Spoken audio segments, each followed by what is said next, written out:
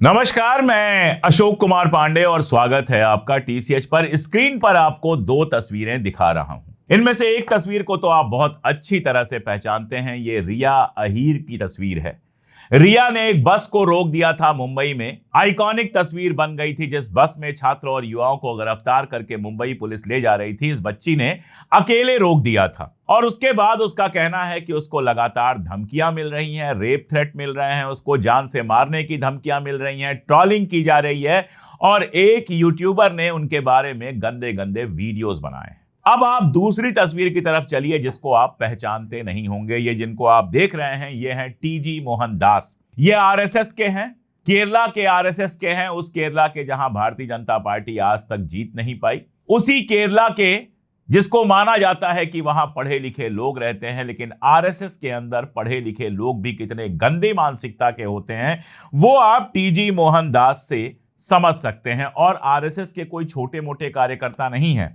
RSS का जो बौद्धिक प्रकोष्ठ होता है, यानी जो ट्रेनिंग सेंटर होता है, यानी कि आरएसएस के मेंबर्स को जो लोग ट्रेन करते हैं, उसके हेड रह चुके हैं मोहनदास। और मोहनदास के कई सारे बयान सामने आए हैं। एक बयान में वो आदमी कह रहा है कि वहां पर जो लड़कियां थीं, अगर उनके साथ जिना भी हो जाता, रेप भी हो जाता, तो भी कोई दिक्कत नहीं थी, क्योंकि ऐसी लड़कियां इस चीज को पसंद करती हैं। आप समझ सकते हैं कि इनके दिमाग में कितने टन कूड़ा भरा हुआ है। वैसे एक बार मेरे एक साइकोलॉजिस्ट दोस्त ने बताया था कि जो लोग इस क्षेत्र में पूरी तरह से असफल रहते हैं, यानी कभी ढंग से फिजिकल सुख जिसको कहते हैं, शारीरिक सुख जिसको कहते हैं, जिनको मिला नहीं होता है, या तो अक्षम होते हैं या कमजोर होते हैं, टिक नहीं पाते हैं, उनके दिमाग में ऐसी गंदी कल्पनाएं लगातार चलती रहती हैं। तो इस आदमी के, जिसके नाती पोतों की उम्र की लड़कियां वहां पर दिखाई दे रही थी, अगर इस आदमी के दिमाग में ऐसी गंदगी भरी हुई है, तो आप समझ सकते हैं कि आरएसएस के आम लोगों के दिमाग में कितनी गंदगी भरी होगी।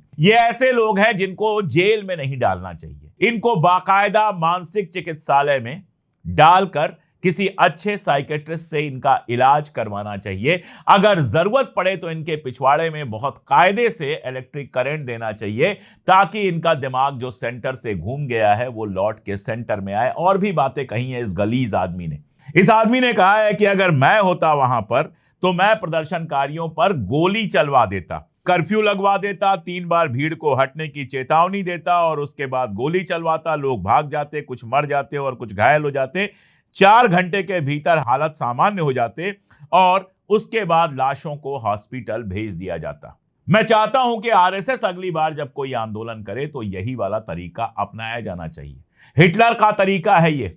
और इनको लगता है कि जंतर मंतर पर गोली चलवा देते तो सब खत्म हो जाता। इनको शायद मुंबई नहीं दिखाई दी, इनको शायद कोलकाता नहीं दिखाई दिया, इनको देश भर का आक्रोश नहीं दिखाई दिया। अगर गोलियां चल जाती ना, तो नरेंद्र मोदी की सरकार उसी दिन गिर जाती। अगली जो भीड़ आती, उसको जंतर मंतर नहीं, संसद भवन पहुंचने से कोई रोक नहीं सकता था। लोकतंत्र डेमोक्रेसी में आरएसएस का कोई भरोसा नहीं है। जब हम ये बात कहते हैं तो ऐसे ही जानवरों, जिसको हम लोग नर पिशाच कहते हैं, ऐसे ही हैवानों, नर पिशाचों की वजह से हम कहते हैं कि आरएसएस को किसी तरह का कोई भरोसा नहीं है लोकतंत्र में। मतलब जनता विरोध करे तो उसके ऊपर गोली चलवा दो। केरला में कांग्रेस की सरकार है, वहां पर आरएसएस विरोध करे तो गोली चलवा दी जाए, 10 लोग मारे जाएं तब तो सीना पीटने लगेंगे। इतने नीच लोग हैं आरएसएस के। और दुर्भाग्य से हमारे सरकार में ऐसे लोग बैठे हुए हैं जिनकी आरएसएस से ही ट्रेनिंग हुई है। मेन मुद्दे पर आऊं उसके पहले एक और बात। इस्तीफा देने के बाद प्रधान साहब कल संसद में पहुंचे तो भारतीय जनता पार्टी के लोगों ने उनका स्वागत किया, टोपियां पहनाई, माले पहनाए और पता नहीं क्या क्या किया। किस बात के लिए स्वागत किया? सफलतापूर्वक लगातार पेपर लीक कराने के लिए उनका स्वागत किया गया, या जिन 21-22 बच्चों ने आत्महत्या कर लिया उसके लिए उनका स्वागत किया गया। यह शुद्ध बेशर्मी है और कुछ नहीं है। लेकिन ठीक है, अगर आप बीजेपी में से बेशर्मी को खत्म कर दें, माइनस कर दें, तो बहुत थोड़ा सा कुछ बचेगा। एक तरफ प्रधानमंत्री लगातार वीडियोस बना रहे हैं, दूसरी तरफ इस तरह के आरएसएस से बयान आ रहे हैं, तीसरी तरफ धर्मेंद्र प्रधान का स्वागत किया जा रहा है। लेकिन इन सब के बीच ये गोलियों ओलियों की बात छोड़ दीजिए, सरकारें लगातार झुकने पर मजबूर हो रही हैं। प्रदर्शन पर चलूं उससे पहले एक और जरूरी बात जो आपको बतानी जरूरी है, जो आप जानते होंगे। जौहर यूनिवर्सिटी के मामले पर, जौहर यूनिवर्सिटी को गिराने का मामला जब से आया है, हम लगातार आवाज उठा रहे हैं। पूरा मामला अगर आप समझेंगे तो बड़ा मजेदार है।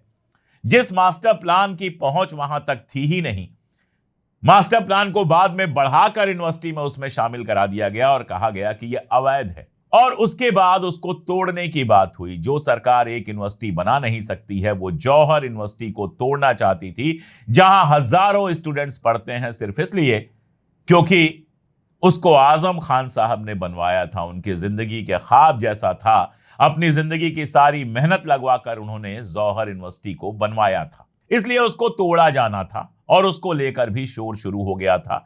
लगातार लोग वहां पर इकट्ठा हो रहे थे और सरकार को डर था कि यूपी के अंदर जौहर यूनिवर्सिटी पर कहीं कोई बड़ा आंदोलन न शुरू हो जाए। इसीलिए अचानक से कल आदेश आया और उस आदेश के बाद मुरादाबाद मंडल के कमिश्नर के उस आदेश में यह कहा गया कि इस यूनिवर्सिटी को तोड़ा नहीं जाएगा। तो यह दूसरी जीत है जो लोगों को मिली है। आप जानते हैं सपा और कांग्रेस दोनों इस मुद्दे पर बेहद आक्रामक थे। कुंवर दानिश अली वहां गए थे, सपा के लोग वहां गए थे और लगातार जौहर यूनिवर्सिटी को लेकर मामला गर्मा रहा था। मैंने भी अपने ट्विटर पर लिखा था कि अगला मूवमेंट जौहर यूनिवर्सिटी को लेकर होना चाहिए। तो जौहर यूनिवर्सिटी पर इनको झुकना पड़ा है। और जहां तक छात्रों का मामला है, लगातार छात्रों के उत्पीड़न की खबर आ रही है। आपको पता है 4 दिन पहले बिहार में एनएसयूआई की लीडर हैं भाग्या भारती, उन्होंने एक फेसबुक पोस्ट करके बताया था कि रात को 2 बजे उनके घर सिविल ड्रेस में ढेर सारी पुलिस आ गई, घर की तलाशी ली गई, उनके फोन की तलाशी ली गई और ये सारा कुछ हुआ। जबकि उनका कहना है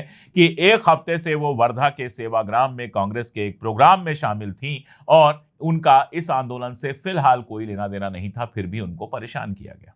इसके अलावा भी बहुत लोगों को परेशान किया गया है। जुनैद के बारे में आप जानते हैं, उनको कल भी पुलिस ने उनसे पूछताछ की, ऐसा बताया जा रहा है। पहले भी पुलिस ने परेशान किया, सारा कुछ हो रहा है। लेकिन जनता का जहां दबाव आ रहा है वहां इनको झुकना पड़ रहा है।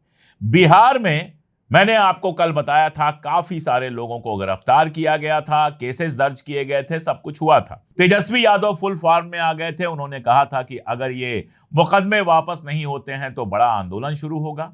आयशा की नेहा जो भूख हड़ताल पे बैठी थी वो भी पटना पहुंची थी। राहुल गांधी ने भी बिहार को लेकर बयान दिया था और सबके बाद ये हुआ कि 26 जुलाई को शाम 6 बजे से पहले जिन लोगों ने प्रोटेस्ट में हिस्सा लिया था उनके खिलाफ कोई भी कार्रवाई नहीं की जाएगी। हालांकि बाकायदा पोस्टर जारी किए गए हैं कि कौन कौन से बच्चे इसमें शामिल थे। उम्मीद यह की जा रही है कि बिहार सरकार अपनी बात पर कायम रहेगी और इन बच्चों के ऊपर किसी तरह का कोई मुकदमा नहीं लगाएगी। सोमवार तक का अल्टीमेटम दिया गया था और अल्टीमेटम के भीतर भीतर बिहार सरकार ने सारे मामले वापस लिए। ऐसे ही आसाम के अंदर सीजेपी ने कहा था कि अगर सीजेपी में मैं आऊंगा, कई सारी अच्छी बातें उन्होंने की हैं। उन्होंने भी आसाम को लेकर कहा था कि अगर कानूनी कार्रवाई नहीं रोकी गई तो वो अपना आंदोलन फिर शुरू कर देंगे। तो असम सरकार ने भी सोमवार को घोषणा की कि 26 जुलाई को शाम 6 बजे तक इन मामले में जिन 13 लोगों को गिरफ्तार किया गया था उनके खिलाफ जो मामले हैं उनको वापस लिया जाएगा। लग ये रहा है कि आसाम के मुख्यमंत्री के भी समझ में आ गया है कि युवाओं का आंदोलन बर्दाश्त करना आसान नहीं है और अगर यह आंदोलन फिर से शुरू होता है तो उनके लिए बहुत मुश्किल होगी। वैसे उनका एक और बयान आया था कि हमारे अपने बच्चे हमारी बात नहीं मानते, क्या मानेंगे? जब उल्टी बातें करोगे तो आज का नया बच्चा तुम्हारी बात क्यों मानेगा? लेकिन बंगाल में अभी तक इस तरह की कोई चीज सामने नहीं आई है। बंगाल सरकार झुकने को तैयार नहीं है। 24 जुलाई को जो प्रदर्शन हुआ था उसके बाद पुलिस ने 7 एफआईआर दर्ज किए और 16 लोगों को गिरफ्तार किया, जिसमें बड़ी संख्या मुसलमानों की बताई जा रही है।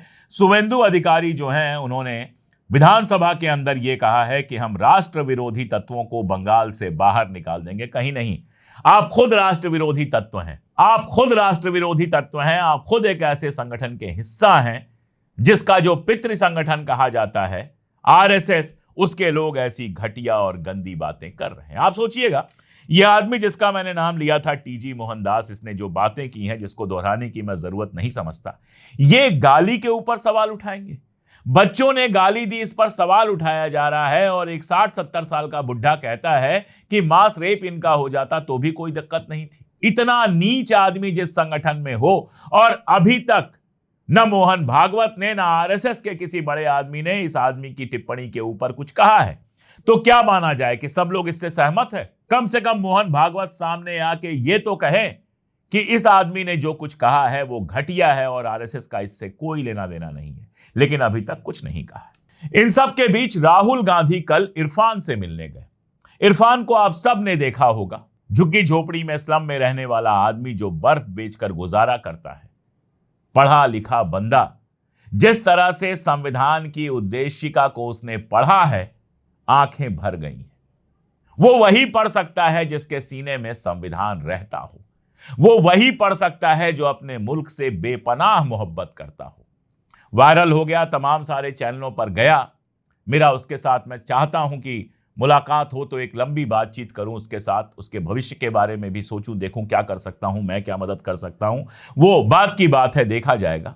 लेकिन कल राहुल गांधी जिस तरह से इरफान के घर गए हैं, वो दृश्य देखकर लगता है कि विपक्ष के नेता को ऐसा ही होना चाहिए। कल एक तस्वीर मैंने देखी थी, शिवराज सिंह चौहान ने खुद पोस्ट की थी, जो हमारे कृषि मंत्री हैं। इसके पहले मध्य प्रदेश के कई टर्म के मुख्यमंत्री रह चुके हैं। दूर एक मोर दिखाई दे रहा है, आराम से कुर्सी पर बैठे हुए हैं, चारों तरफ हरियाली है।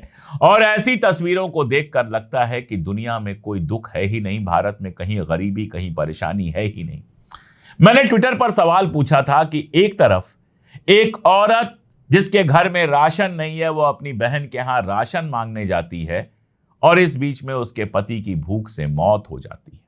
एक तरफ इरफान का घर है, जहां एक कमरा है, जहां बेड लगा हुआ है, कुर्सी का इंतजाम किया जाता है कि विपक्ष के नेता राहुल गांधी आए हैं तो कम से कम उनको कुर्सी पर बिठा दिया जाए। एक तरफ इतनी गरीबी के लोगों के पास खाने के लिए नहीं है, रहने के लिए नहीं है, और दूसरी तरफ हमारे सारे नेता, चाहे पक्ष के हों चाहे विपक्ष के हों, इतने बड़े बड़े बंगलों में रहते हैं। हमारे जज बड़े बड़े बंगलों में रहते हैं, लाखों रुपए जिनके मेंटेनेंस पर महीनों के खर्च हो जाते हैं। ये क्यों है? क्यों एक मंत्री को इतना बड़ा बंगला चाहिए? क्यों वो 4 BHK 3 BHK के फ्लैट में नहीं रह सकते? क्यों एक जज को इतना बड़ा बंगला चाहिए? क्यों एक रिटायर्ड आर्मी ऑफिसर को इतना बड़ा बंगला चाहिए? क्यों हजारों करोड़ के ये बंगले चाहिए इन लोगों को, जब देश की बड़ी आबादी 1-1.5 कमरे में किसी तरह से रहने के लिए मजबूर है? और ये बात तब समझ में आएगी जब आप उनके बीच जाएंगे। राहुल गांधी गए कल इरफान के यहां, जितनी सहजता से बैठे, ना वहां एसी होगा, हो सकता है कूलर भी ना हो। दिल्ली में जिस तरह की सड़ी हुई गर्मी पड़ रही है, उमस है, उसमें जब मैंने राहुल गांधी को इरफान के घर देखा तो मेरी नजर इसी पर थी कि इनको कितनी परेशानी होती है। लेकिन मैं आपको सच बताऊं, पूरे वीडियो में कहीं भी राहुल गांधी गर्मी से परेशान नहीं दिखे, सहज दिखे, बिल्कुल जैसे कोई पड़ोसी आकर बैठ गया हो, जैसे कोई भाई आकर बैठ गया हो, जैसे कोई दोस्त आकर बैठ गया। कोई नाटक नहीं था कि थाली लग रही है, खाना लग रहा है, सेम थाली में खा रहे हैं, फोटो खिंचा रहे हैं और निकल जा रहे हैं। ये सब तमाशा नहीं था। हमने देखा है हमारे कई मुख्यमंत्री जब जाते हैं तो स्पेशली एसी लग जाती है उनके लिए, कि बेचारे 1 घंटे भी बिना एसी के कैसे रहेंगे। लेकिन राहुल गांधी बिल्कुल वैसे ही गए, जैसा मैंने बताया, जैसे कोई भाई अपने भाई के घर जाता है। राहुल गांधी के जाने के बाद मुझे पूरी उम्मीद है कि न केवल इरफान को एक हिम्मत मिली होगी, बल्कि आगे उसके भविष्य के लिए भी राहुल गांधी जरूर सोचेंगे और बेहतर रोजगार के बारे में भी सोचेंगे। मुझे ऐसा लगता है आगे क्या होता है वो तो हम देखेंगे। रील बनाने से आप युवाओं से नहीं जुड़ेंगे, वीडियो बनाकर युवाओं से नहीं जुड़ेंगे। देश की जनता से जुड़ने के लिए देश की जनता के दर्द का आपके सीने में होना बहुत जरूरी है, उसको महसूस करना बहुत जरूरी है। और यही फर्क हो जाता है, यही फर्क हो जाता है जब दिखावे के लिए 26 कैमरा लेकर आप जाते हैं, नई थाली में 2 रोटी खाते हैं, 2 पूड़ियां खाते हैं और उठ के चल देते हैं, और दूसरी तरफ जब बिल्कुल नॉर्मल तरीके से आप किसी के घर पहुंचते हैं और उससे बात करते हैं। और यही वजह है, चाहे कोई भी आरोप लगाए, लेकिन राहुल गांधी से उम्मीदें दिखती हैं, उम्मीदें जगती हैं कि अगर वो सत्ता में आए देश के तो हालात शायद बदलेंगे, शायद लोगों की प्रॉब्लम्स को और सेंसिटिविटी से सुना जाएगा। नहीं सुना जाएगा तो तब भी सवाल उठाया जाएगा। लेकिन आज जो लगता है वो मैं आपके सामने लेकर आया। और बड़ी बात यह है कि सरकार को, चाहे वो प्रदर्शनकारियों के मुद्दे पर हो, धर्मेंद्र प्रधान के इस्तीफे के मामले पर झुकना पड़ा, प्रदर्शनकारियों से आरोप वापस लेने पर झुकना पड़ रहा है, जौहर यूनिवर्सिटी पर झुकना पड़ रहा है, तो ऐसा लगता है कि इस देश की जनता ने सरकार को झुकाना सीख लिया है। और जिस देश की जनता सरकार को झुकाना सीख ले, ये समझिए कि वहां से लोकतंत्र को कोई खत्म नहीं कर सकता है। इसीलिए हम लोग तो 2014 के बाद से लगातार ये बातें करते ही आ रहे हैं।